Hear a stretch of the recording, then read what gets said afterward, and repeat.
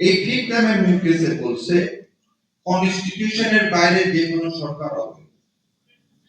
আপনি তো কনস্টিটিউশন করতেছেন, এই জাজমেন্ট এখনো বহাল আছে মানে এইটা এখনো অ্যাপ্লাইড ডিভিশন বাতিল করেনি। তাহলে ইউনিট সরকার অবৈধ, আপনার ভোট অবৈধ, আপনার এই সরকার অবৈধ।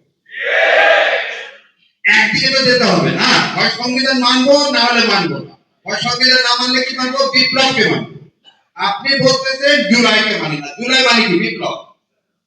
জুলাই মানে কি বিপ্লব না?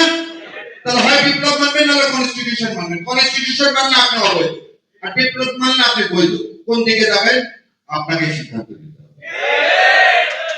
তারপরে এইটা করার জন্য 72 দিন চা মিষ্টি খেলেন কোথায়? কনসেনসাস কমিশনে।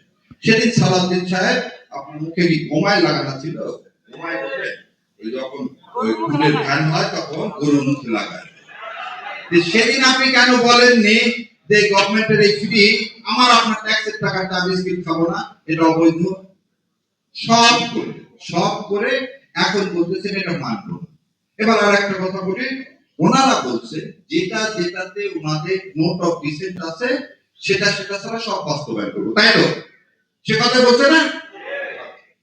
সুপ্রিম কোর্ট সচিবালয় কোনো নোট অফ ডিসেন্ট দেওয়া নেই।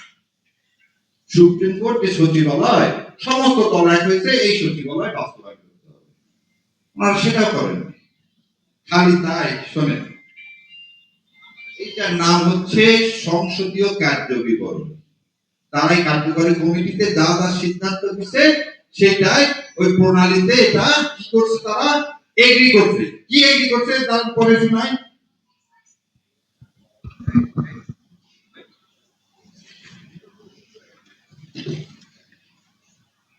পৃষ্ঠা নম্বর 3 10 বিতে বলছে এই যে সংসদ চলে গেল, এই সংসদে তারা 15টি অধ্যাদেশ সংশোধিত আকারে সংশ্লিষ্ট মন্ত্রণালয়ের মাধ্যমে সংসদে বিল উত্থাপনের জন্য সুপারিশ করবে।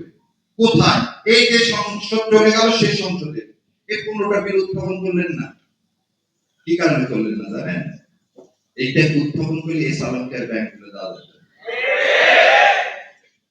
আপনি আপনার কার্যপ্রণালী মানতেছেন না, আপনি জুলাই সনদ মানতেছেন না, আপনি গণভোট মানতেছেন না, তাহলে আপনি মানবেনটা কি?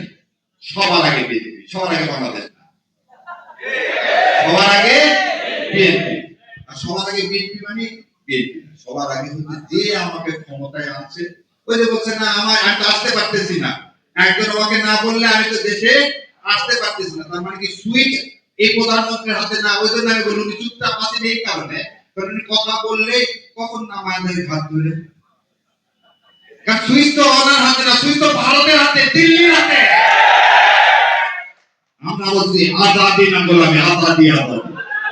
তো সোজা আঙ্গুলে যদি ঘি না ওঠে বাবা, আর আমার শিশির ভাই বলে ভোট শুনেন, এই বিচারক নিয়োগ দিচ্ছে না কি জানেন?